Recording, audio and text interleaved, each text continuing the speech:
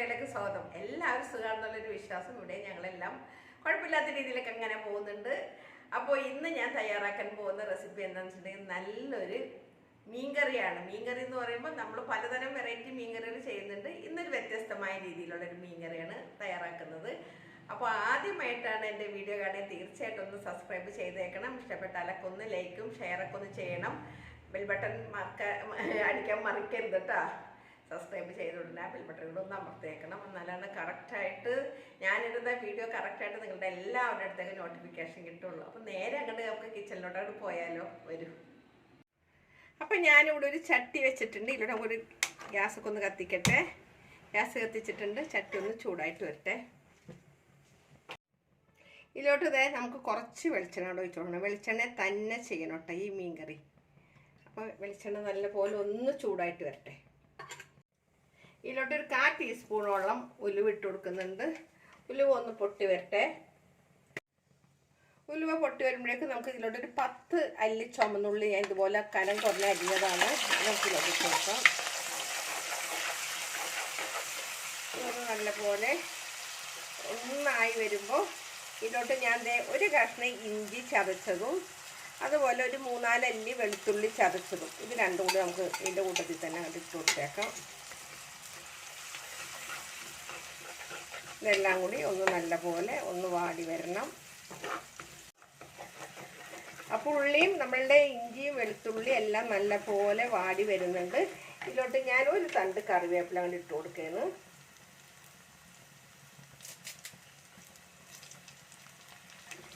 ഇത് നല്ലപോലെ ഒന്ന് മൊരിഞ്ഞ് വരുമ്പോൾ ഇനി ഞാൻ എടുത്ത് വെച്ചിരിക്കുന്നത്, നിങ്ങളിത് സ്കിപ്പ് ചെയ്യാണ്ട് തന്നെ ഈ വീഡിയോ കാണണോട്ടോ. കാരണം ഇതിൽ ഞാൻ ചേർക്കുന്ന ചേരുവകളെല്ലാം നിങ്ങൾ കണ്ടില്ല എന്നുണ്ടെങ്കിൽ ഞാൻ ഉദ്ദേശിക്കുന്ന രീതിയിൽ കറിയെല്ലാം നിങ്ങൾ വയ്ക്കുക.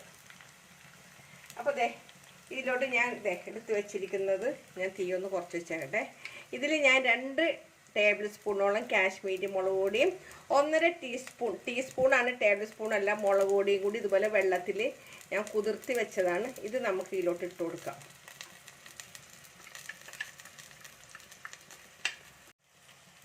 ആ കൂട്ടത്തിൽ തന്നെ ഒരു 1/2 ടീസ്പൂണോളം മഞ്ഞൾപ്പൊടി കൂടി ഇട്ട് കൊടുക്കുന്നുണ്ട്. എന്നിട്ട് ഇത് നല്ലപോലെ ഇതിലിട്ട് നല്ലപോലെ യോജിപ്പിച്ചെടുക്കണം.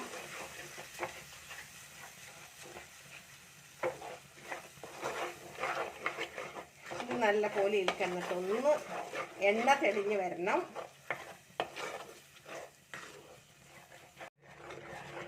അപ്പം ഇതിൻ്റെ പച്ചച്ചുവ മാറുന്ന വരെ, നമ്മളുടെ മുളകിൻ്റെ പച്ചക്കുത്ത് മാറുന്ന വരെ നല്ലപോലെ ഇതിൽ കിടന്നിട്ട് ഒന്ന് മൊരിഞ്ഞ് വരണം. അപ്പം അന്ന് മൊരിഞ്ഞ് വരുമ്പോഴാണ് നമ്മളുടെ എണ്ണയൊക്കെ ഒന്ന് നല്ലപോലെ തെളിഞ്ഞ് കഴിയണം. അപ്പം ഞാൻ ഒന്നും കൂടി ഒന്ന് മൊരിച്ചിട്ടൊക്കെ നിങ്ങളുടെ മുന്നിൽ കൊണ്ടുവരാം കേട്ടോ. ഞാൻ ഇതിൻ്റെ ഇടയ്ക്കിടയ്ക്ക് ഇങ്ങനെ ഇളക്കിക്കൊണ്ടിരിക്കുന്നുണ്ട്. അതെല്ലാം ഫുള്ളായിട്ട് ഞാൻ വീഡിയോയിൽ കാണിക്കുന്നില്ലെന്നുള്ളൂ. അപ്പോൾ എന്താണെങ്കിലും ഞാനൊന്ന് മൊരിപ്പിച്ചൊക്കെ ഒന്നുകൂടി ആയിട്ട് കൊണ്ടുവരാം. അപ്പോൾ എണ്ണയൊക്കെ തെളിഞ്ഞ് വന്നിട്ടുണ്ട്. ഇതിലോട്ട് ഞാൻ വലിയൊരു പഴുത്ത തക്കാളിയായിരുന്നു ഇതുപോലെ പേസ്റ്റാക്കി കൊണ്ടുവന്നതാണ്. ഇത് നമുക്ക് ഇതിലോട്ടാണ്ട് ഒഴിച്ചു കൊടുക്കണം. ചെറിയ തക്കാളിയാണെങ്കിൽ 2 എണ്ണം എടുക്കണം. അപ്പോൾ ഞാൻ എടുത്തിരിക്കുന്നത് വലിയ തക്കാളി ആയതുകൊണ്ടിട്ട് 1 എണ്ണം കേട്ടോ. ഇതും ഒന്ന് ഇതിൽ കിടന്നിട്ടൊന്ന് നല്ല പോലെ ഒന്ന് തിള വരണം. ഇതിലോട്ട് 2 പച്ചമുളക്, ഒത്തിരി എരിവുള്ള പച്ചമുളക് അല്ല കേട്ടോ, അത് ഇട്ട് കൊടുക്കുന്നുണ്ട്. അതുപോലെ ഞാൻ ഇതിലേക്ക് കുറച്ച് പുളി തിളപ്പിച്ച് വെച്ചതാണ്, കുടപ്പുളി വെള്ളത്തിൽ തിളപ്പിച്ച് വെച്ചതാണ്. ഈ വെള്ളമാണ് ഞാൻ ഊറ്റി ഒഴിക്കാൻ പോണത് കേട്ടോ.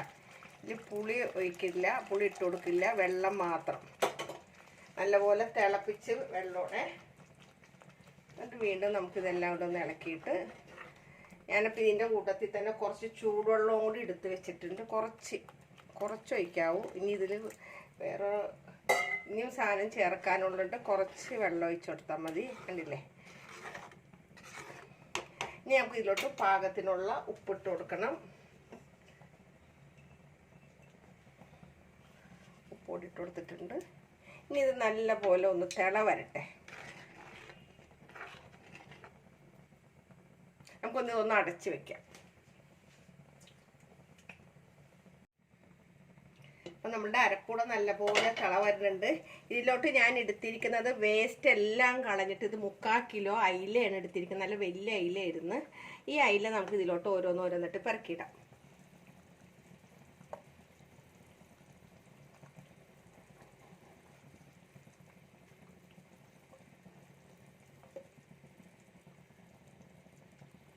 തല കളയാതെ ഇടുന്നതിൻ്റെ കാര്യം അറിയാമല്ലോ, ഞാൻ എല്ലാ വീഡിയോയിലും പറയുന്ന പോലെ തന്നെ തലയാണ് എനിക്കിതിൻ്റെ ഏറ്റവും ഇഷ്ടം.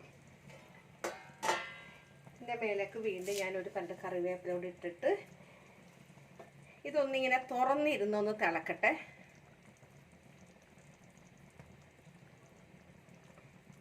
എന്നിട്ടാണ് നമുക്ക് ഇതിലൊരു സാധനം ചേർക്കാനുണ്ട്.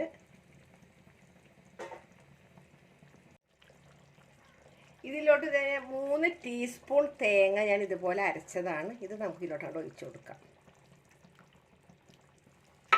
3 ടീസ്പൂണാണ്, ടേബിൾ സ്പൂൺ അല്ല കേട്ടോ. ഇതൊന്നിങ്ങനെ ഒന്ന് ഇളക്കിയിട്ട് ഒന്നിങ്ങനെ ഒന്ന് ആക്കിയിട്ട് നമുക്കൊന്ന് ഒന്ന് അടച്ച് ഇതൊന്നൊന്ന് നല്ല തിള വരട്ടെ.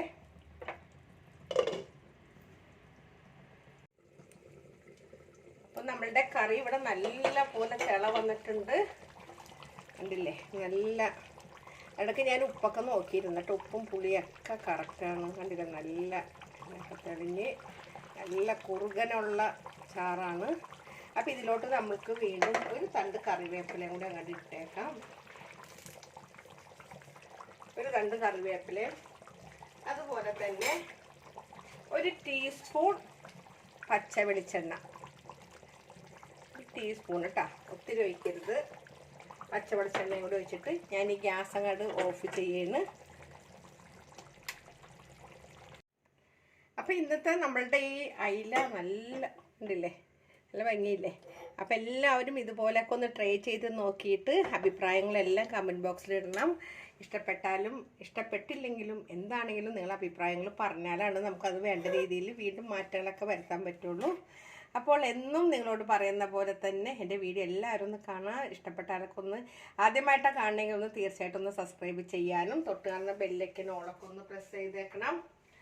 അപ്പോൾ ഒരിക്കൽ കൂടെ നിങ്ങളോട് എല്ലാവരോടും നന്ദി പറഞ്ഞ് നിങ്ങളുടെ സ്വന്തം മാമിന താത്ത. Okay, bye, thank U.